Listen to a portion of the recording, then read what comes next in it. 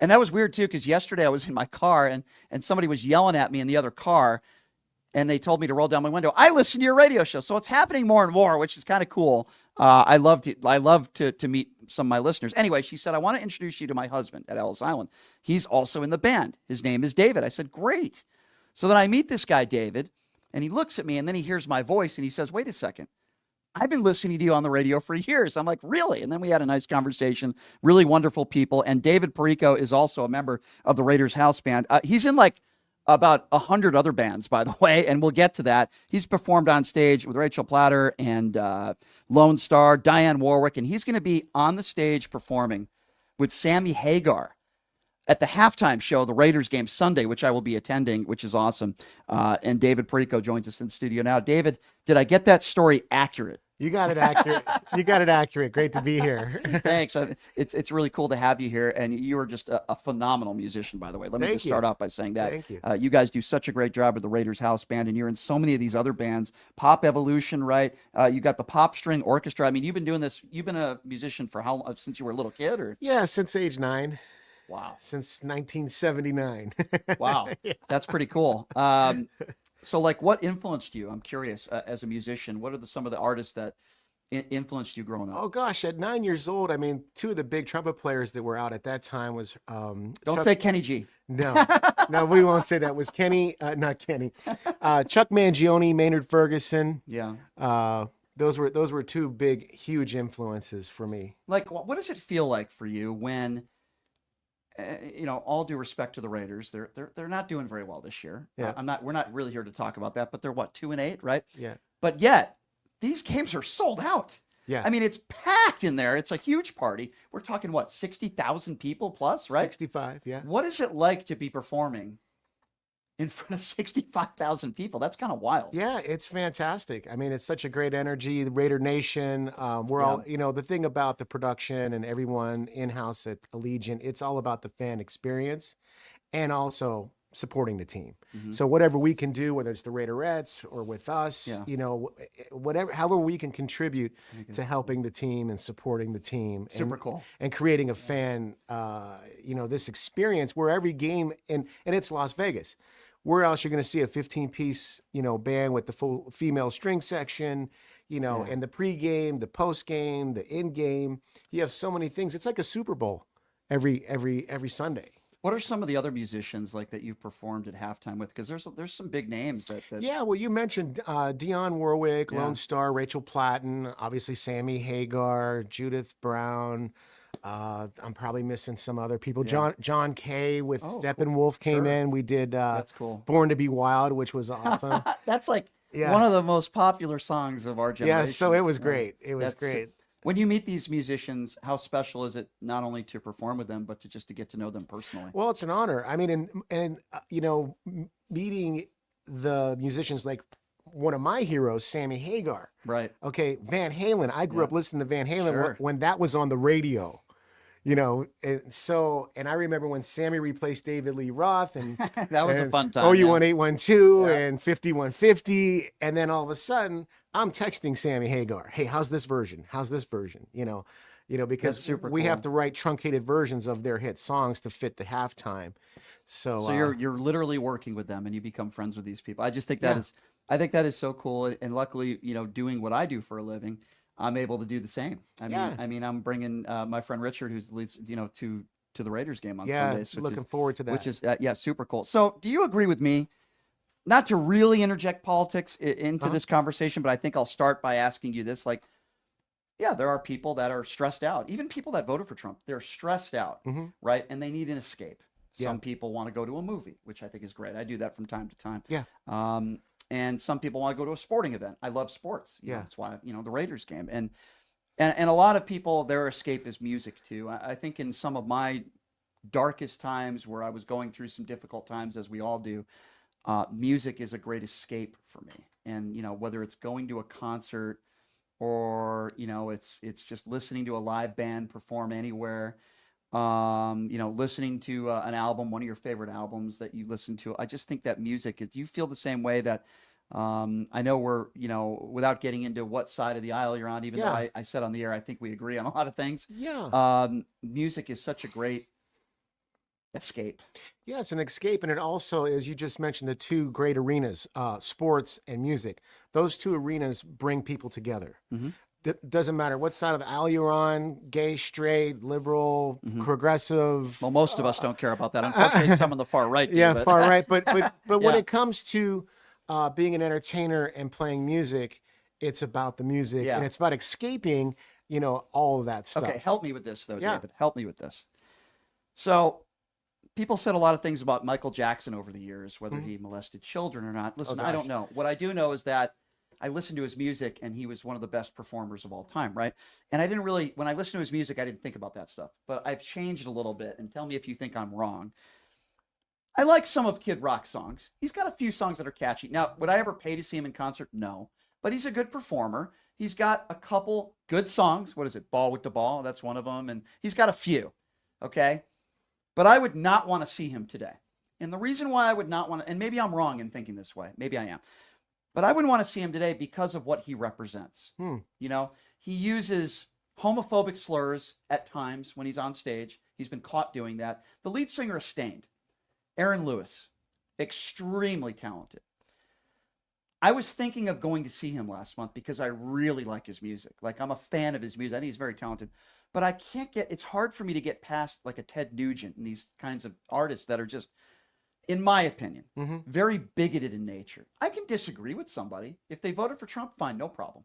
But when they start talking about it on stage, that's where I kind of get, okay, I don't want to see this guy. I don't want to hear about that stuff. Just like when Michael Jackson was live. I don't think people would want to hear him talk about how he showered with kids. People wouldn't want to hear that, right? I don't want to hear a musician talk about politics necessarily. Am I wrong? And does that make any sense? No, it's an interesting question because here's the thing with musicians in general. Musicians are very left. Very. I thought that's where you're No, you'd be surprised. You'd be surprised. People get offended with entertainers in politics for some reason that I don't know. Just dribble, just play your trumpet, just sing. Right. But you'll find that musicians are the most cultured and diverse because musicians travel a lot, experience a lot of different cultures abroad, and have a different take on just someone living in their hometown, never getting out of their state, let alone the country. Right. So, but that said, for some reason, when did educated and diverse become a bad thing? That's where it's like, oh, you're just a musician. Well, wait a minute.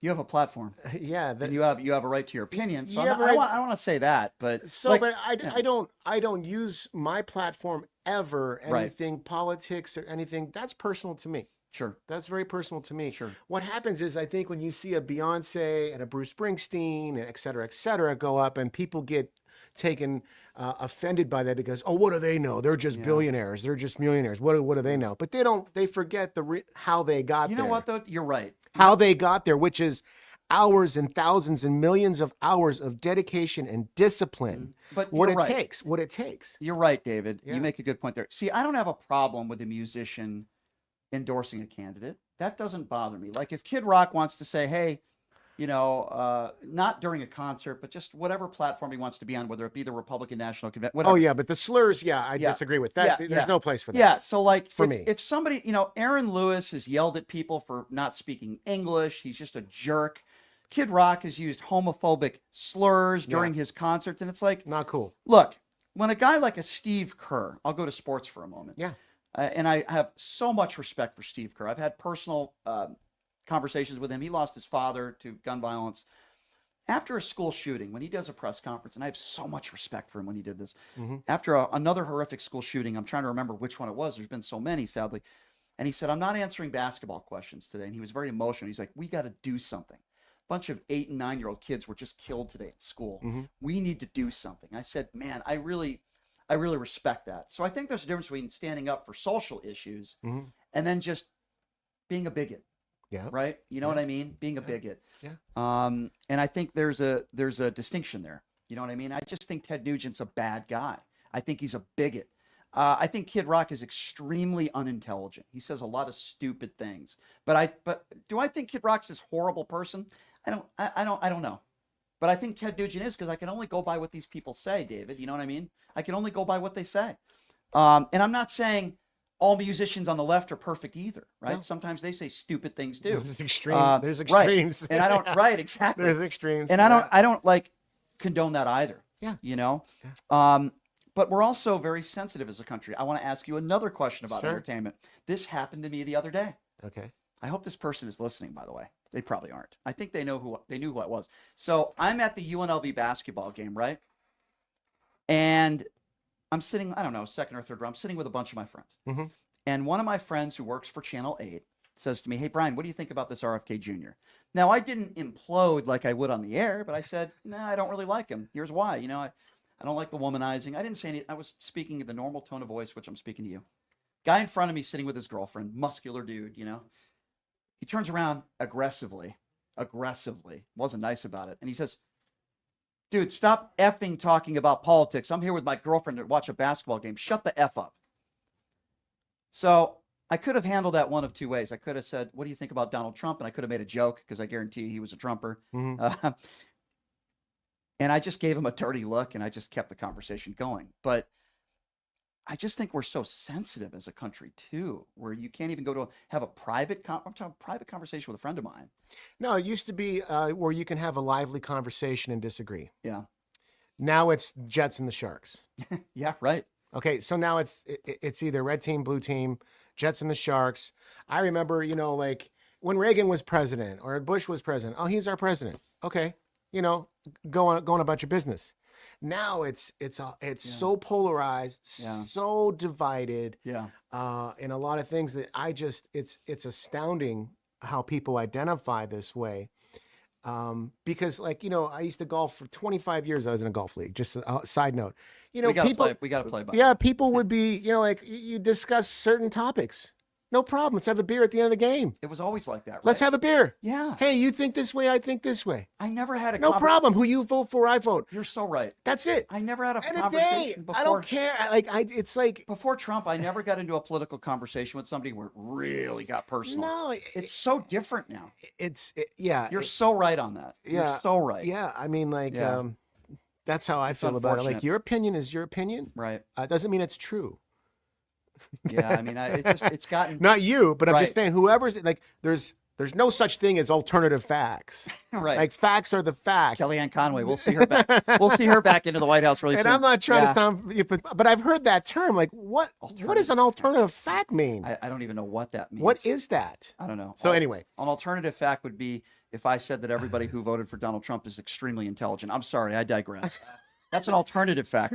If you're just joining us, we're speaking with David Perrico, extremely talented musician. He's a part of many different bands, including the Raiders house band. They're going to be performing at halftime with a guy who I admire very much as well, Sammy Hagar. I actually saw him at the Stratosphere doing a show here. This guy is, how old is he now? He's got so much energy. It's unbelievable. I saw him do a show on the Strip. This was like maybe 8 or 9 months ago or something. Yeah.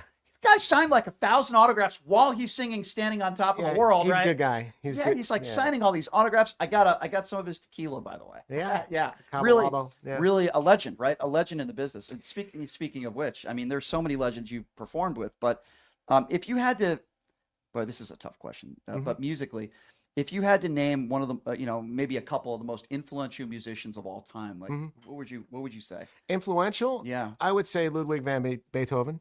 Okay, that's a pretty good one. Let's start there, and then living today. I mean, there's so many. It's vast. I mean, I'll just say people that I've worked with. I would say Chuck Mangione, Natalie Cole. Oh, you work with Natalie Cole? Yeah, that's super cool. Natalie Cole was probably the most amazing voice I've ever heard, and I've worked with Gladys Knight, Donnie Marie, list goes on. Okay, Donnie Marie, legend. But I mean, and they're great. Donnie Marie, phenomenal. They're phenomenal, old school. But Natalie Cole, when she took the stage and started singing, it was like unreal. Now, obviously, Sammy and these rockers and stuff that I've worked with, they're incredible. And Sammy is like, I don't know, I think he's maybe mid-70s. He's up there. Yeah, like he's up there. And he's killing it. It's crazy. He's got more energy than a 21-year-old. But he's a good dude. That's cool. Like, he's like most of the people I find that are really confident in what they've done. There's no ego. There's no air about them. Sinatra was like that. Sinatra gave you the shirt off his back. I've met some douchebags. Anthony Kiedis from Red Hot Chili Peppers was a complete douchebag. Really? I've met a few musicians, and Justin Timberlake, douchebag. I don't know. I just had a bad experience with him. And you could say, well, maybe he had a bad day. But then I meet other people. Like I met Sir Elton John. It was a charity event. He could not have been more gracious. Yeah, why not? Why wouldn't you be? But we're talking about Elton John, right? He could not have been more gracious. He knew my question was about his charity work, and he was very, very nice. I remember I met Adam Sandler backstage at an event. He could not have been nicer. He was so cool. But then you meet some people that are not so nice. But we're all human beings. It doesn't matter whether you're a musician or not. Some people are not going to be very social and very nice, and then some people are. And I would also imagine when people want a piece of you 24/7, an autograph or a picture, I can imagine you can get a little bit of resentment, and it can, I totally understand that. I remember, I'm going to give you a quick story, and you can tell me what you think about this. I grew up a big Stone Temple Pilots fan. I was in like a Stone Temple Pilots cover band when I was a kid, right? I had a goatee down to here. Imagine that. That's when I actually had hair. And I had one of the first famous musicians, and Scott Weiland was pretty big back in the day from STP, right? He was pretty big from Stone Temple Pilots. Oh my God, he was such a jerk. I think he was drunk. I got a backstage pass. I was so looking forward to meeting him. And he was just so rude to the fans. Come on, let's get this over with, he said. All we're doing is we're taking pictures and maybe a quick, come on, let's get this over with, man. Yeah. Hey, douche, we paid to see you. Yeah. At least back then I paid for concerts. It's like, and then I met Ozzy Osbourne when I was a kid, and he was awesome. Now I had to spell out my name 3 times. What's your name? What's your name? That's true. I had to spell it out 3 times, but he was cool. Hey, what's up, man? He gave me like a, but it's like, I guess the point I'm trying to make is this, and I know I'm going on a rant here, but when you meet somebody that you look up to, and they end up being a cool person, it makes it so much better, man. Yeah. It's so much better. I'm like, man, what a cool I love your music, but you're such a cool person, like, I just think that will make somebody's day, and I see that happening in sports a lot, where they'll give out their sneakers and sign it to a fan. I mean, that you never forget that for the rest of your life. No, it's very impressionable. And I mean, like, it's the hand in the card, the cards that you play, that you're dealt, and you have to own that responsibility. Right. Of being in the public eye. I'm not as much as whoever the celebrities. Yeah. But still, I always take time. I think it comes from your parents. I think it comes from your background. Hey, thank you. Thank you. Yes, thank you. Shake a hand. Thanks for coming to the concert. We've been at the Smith Center for 10 years, okay, at Myron's Cabaret. Place, we've been in residency there. We had 75 sold out shows. I still thank my musicians. I thank everyone for coming out. I never take anything for granted, because it could be the last. All gigs end. All things end. So it's like, I have this moment, and I'm always going to be appreciative of who helped me get there, why I'm here, and the people the community that is supporting that. And especially, there's 500 shows a day in this town. You can pick anything, and you pick to come to see our show. You're so right about that. So I'm always I never take anything for granted, and I'm always going to shake your hand. I'm never going to feel like, unless I have to get to another gig. Well, you shook my hand. That's saying something. Yeah. Is there a song that you would refuse to play? Is there any musician you would refuse to work with, or a song that you would say, no, I'm not? Like, if Donald Trump asked you, I'm sorry, I'm going back to politics again. I'm such a jerk. If he said, I want to do the Trump dance, and I want you, David, I want you to play YMCA while I do the masturbation dance, we'll call it. Like, would you be like, no? Because I guarantee you nobody's ever asked you that question. So there you go. That's I would cross that bridge. I'd cross that bridge if that was there. I mean, look, everyone's got a price. Everyone's got a certain thing. Right. I don't say no until it's. If Matt Gaetz went up to you and he said, I'm going to pay you $100,000 for the Raiders house band to come to my house. We're going to have a bunch of younger girls there. Would you do that? Absolutely not. Good. Okay, good. Absolutely not. Like I knew the answer would be no. I'm making fun of Matt Gaetz. But okay. But I don't know, but just in general, forget about politics. That was a stupid question. But in general, is there a song that you just don't like playing, or you refuse to play? Forget about, nothing to do with politics. I'm just, because some musicians I talk to, no, I don't want to play that song. No, because you know what? Here's the thing.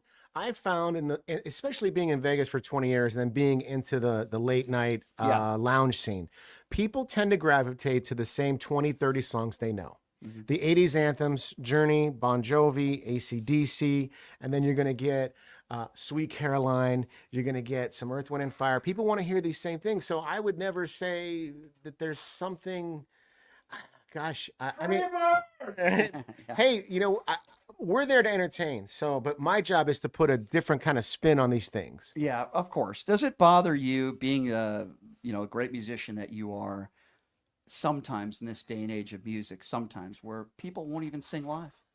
It drives me nuts when what do you mean by sing when live? I see a musician lip syncing, for example. Oh my gosh. When I see that some of these musicians, I would never mention names, Britney Spears. I would never say that, but like getting paid $300 or $400 Yeah. You might be a good entertainer. You might have been taught to dance very well, but you're not a musician, in my opinion, if you're going to lip sync. I saw Rob Zombie once, who lip synced his entire show, and I'm like, this is BS, man. Come on, man. Yeah. So what's the question? Does it bother you when you see some of these so-called musicians that, number one, don't play instruments, and or number two, lip sync live, can't sing live? Well, I think, yeah, it would bother any musician that spends the time developing their skill set. And just like if you can't go on the NFL gridiron and fake it, Right. So we're basically, Or if you do, you're going to get hurt. so basically, no, Right. so look, Yeah. so look at the last 20, 30 years, we're in the age of fake. Mhm. And not to sound dark, but reality TV shows are fiction. Yeah. There's There's a lot of fake stuff out you there. have fake Just ask meat. Melania Trump. You have fake meat. You have fake, Right. fake. Everything's kind of like fake. Right. These reality TV shows are, Right. they're fake. So you get into music where you have, and when you talk about the 90s, you have the death of the lead guitarist. Now it's replaced with tracks. I mean, this is just what it is. The zeitgeist of what entertainment is. Now you have the band is removed. Now you have tracks with just someone out front, like Backstreet Boys, Beyonce, NSYNC, et cetera, et cetera. Now that's what it is. So now all you see is just one person and a mic. Enter the revolution of the DJ. Basically, what does a DJ do? I mean, it's like, come over to my house and listen to my stereo. Yeah, I agree with everything. You just Nothing said. against them at all. This is just where we're at. It's So different. It's different so than where it- we were in. Yeah. so like listening to Kiss, listening to Van Halen, these were the bands that were like Foreigner, Yeah. AC/DC. These were the bands Legendary. that were on radio as I drove to high school. Right. These songs were on the radio, and those were Yeah, the those you knew every band's lead guitarist. Of course. And that was the thing. So when Yep. that went away, now you have, if you go into the way Frank Sinatra used to record, Mhm. he would record live with a 40-piece orchestra. No overdubs, no cutting, no splicing. So cool. Cut it down. Like Yeah. we just lost Quincy Jones, right? Right. Same Legend. thing. Yeah. Same thing. I've met him and his daughter. He's came out here for some charity work Yeah. for the Lou Ruvo Brain Institute, and I met him and his beautiful daughter. Wonderful, legendary. Yeah. And just to be able to meet him was Yeah. so damn cool. Well, we only have about a minute here left to Sure. go. I want to promote your website as well, which is davidperricomusic.com. I went on there today, and you had some cool stuff on there, and I Thank just you. learned about all the bands you're in, man. It's like Well, those are the bands I produce. Or- I created Pop Strings all as these the Raiders bands, house band. all Yeah. these bands, it's just crazy. And all the wonderful musicians that you've worked with, and your wife has a phenomenal voice. Yeah, by the Lily's way. amazing. Really phenomenal. And so if you haven't had a chance yet, you're also at Ellis Island every Friday. Are you there tonight? Every Friday we're off tonight because of the F1 race, but Yeah, we'll that's a resume on mess. the Don't even get me started with that. we resume on the 29th, but Good. free show. It's the only time you can come see us for free. Every Friday. 10 Ellis p.m. Island, Friday nights, 10 p.m. At the front front yard, which Yeah. is a phenomenal place to grab a bite.